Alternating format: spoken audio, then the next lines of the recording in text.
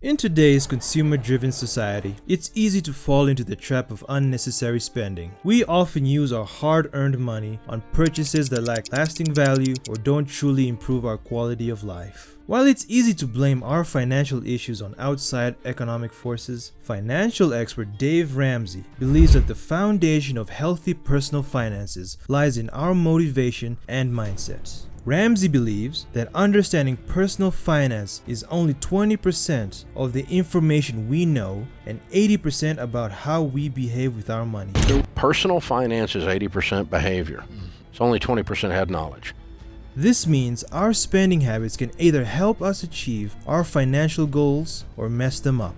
Ramsey emphasizes identifying and rectifying poor spending habits early on for a better financial future. If you're uncertain about these habits, today's video will highlight the common areas we tend to overspend. Let's have a look. Item number 1. Eating out. Now don't get this wrong. Occasionally treating yourself to your favorite restaurant meal is perfectly fine. But if this becomes a daily habit, it can seriously strain your finances, especially if you don't earn enough. Let's say you spend $15 daily on lunch. That translates to $300 monthly. On the flip side, if you prepare your lunches at home, you could save anywhere from $200 or more. Ramsey says we should plan our meals and cook at home to save money on food. By knowing what you'll eat daily, you won't make last-minute costly trips to fast food joints. Plan your meals for the entire week in advance. You will always have the necessary ingredients or food items ready at home for all your meals, including breakfast, lunch, dinner, and even snacks. You'll also know how much you spend, easing your budget. And once you make a meal, don't let the leftovers rot in your fridge. That wastes food and money. Instead, put that food to good use and pack it up for lunch. This habit will keep you from buying new meals every mealtime, and it's also a super easy way to manage your food budget. Number 2.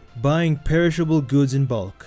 Buying in bulk can save you money, but it's crucial to be smart about it. For instance, purchasing non-perishable items, such as toilet paper, makes sense when you know you'll use them and have the space to store them. However, buying a large quantity of food that could expire before you can consume it, or trying out new items your family might not enjoy, is not wise. So you must be very selective about what you buy in bulk, ensuring it's practical and won't go to waste. And factor in your family's preferences and storage capabilities as well. Another smart tip from Ramsey is to always check the price per unit. This helps you determine if you're really getting a deal or if buying a smaller amount of the same item at the grocery store is actually cheaper. Number 3. Buying luxury brands. We often associate luxury brands or designer labels with importance and respect. Although the appeal of luxurious items is hard to resist, this habit can seriously drain your wallet. Buying luxury items isn't a wise financial decision unless your income is relatively high. People are drawn to luxury for various reasons. Some think that owning expensive items will earn them respect from peers. For others, buying these products feels like a reward for their hard work. And some are driven to buy luxury brands because of the emotions tied to specific products. But making such purchases when you live paycheck to paycheck doesn't make economic sense, especially when better and more budget-friendly alternatives are available. The exorbitant prices attached to these brands often lead people to believe that they'll be held in high esteem by their peers. You don't need to go to extreme lengths just to please those around you, as they might not even notice you're wearing a designer label.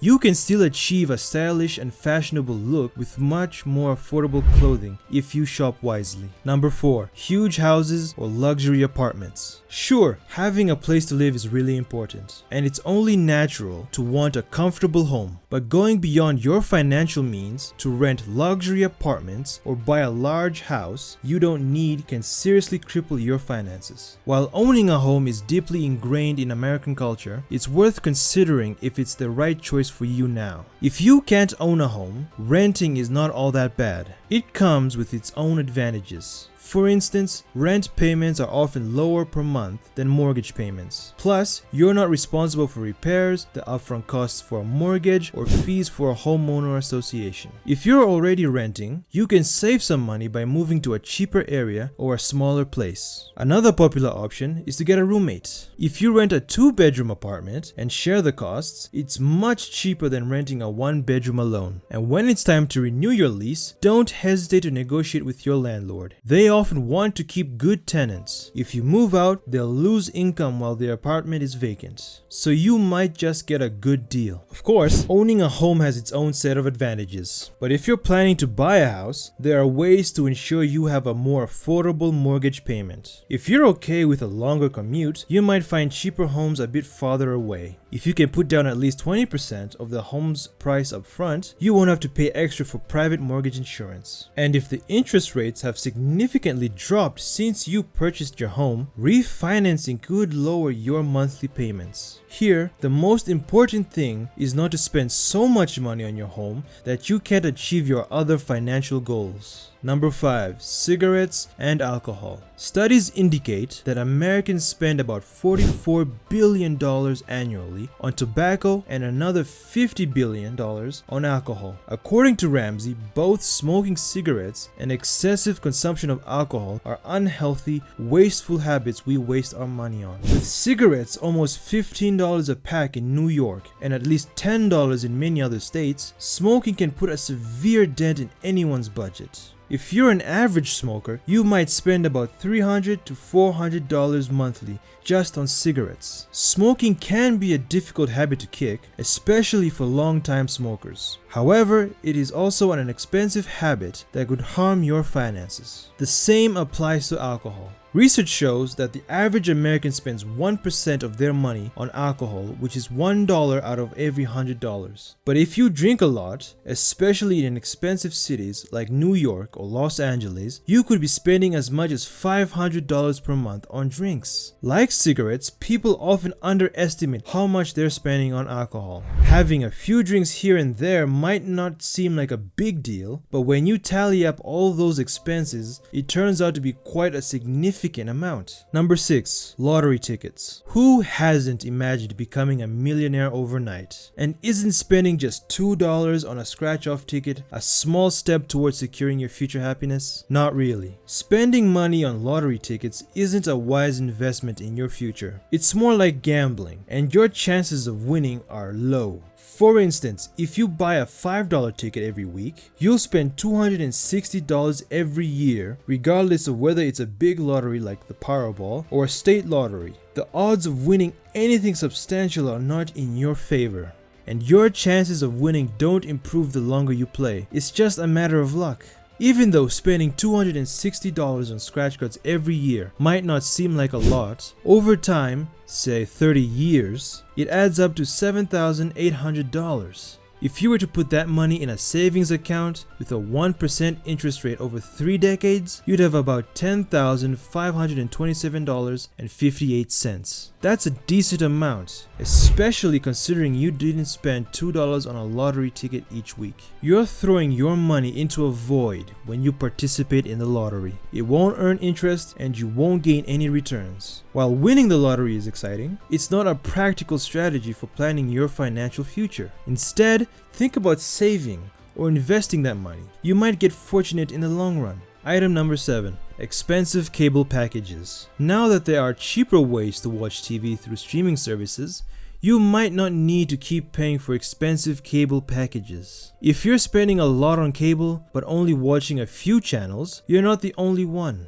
Many people are figuring out that they can save money and still watch all the shows they like and more by switching to streaming services. Check out platforms like YouTube, Hulu, Netflix, or Amazon Prime Video. You can even watch the latest episodes of your favorite shows online. So trade in that pricey cable bill for a more budget-friendly option. Number 8. Single-use items. Purchasing single-use items such as paper towels, bottled water, and self-sealing bags causes you to spend unnecessarily. Ramsey proposes a smart alternative, switching to reusable items. Instead of constantly buying paper towels, consider using hand towels you can wash and use again.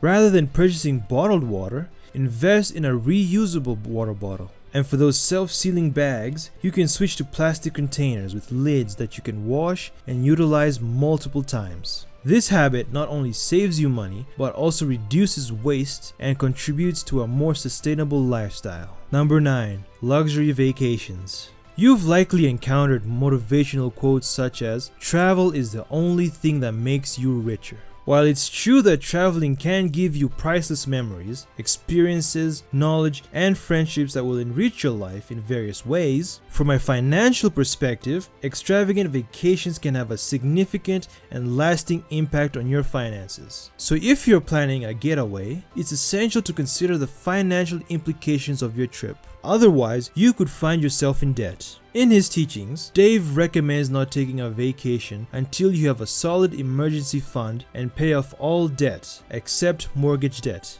Luckily, it's still possible to go on vacation without taking on new debt. And even if you have some existing debt, you still deserve to spend your hard-earned money on a much-needed break. But you have to be strategic about it. If you're on a tight budget and are prioritizing a getaway, these tips may help you spend less money. Number 1. Book your trip well in advance. Start planning your trip as soon as you can. You'll likely get cheaper rates if you book months before your journey starts. Number 2. Get creative. A vacation should not be a week-long adventure or an international getaway. Consider alternative trip ideas like a 2-night stay at a campsite or a fun staycation in your town or city. And lastly, look for deals. Use online tools and pay attention to promotions to save money on travel. You can score cheap flights or get a bargain hotel deal. According to Ramsey, being frugal doesn't mean living stingily, but rather wisely.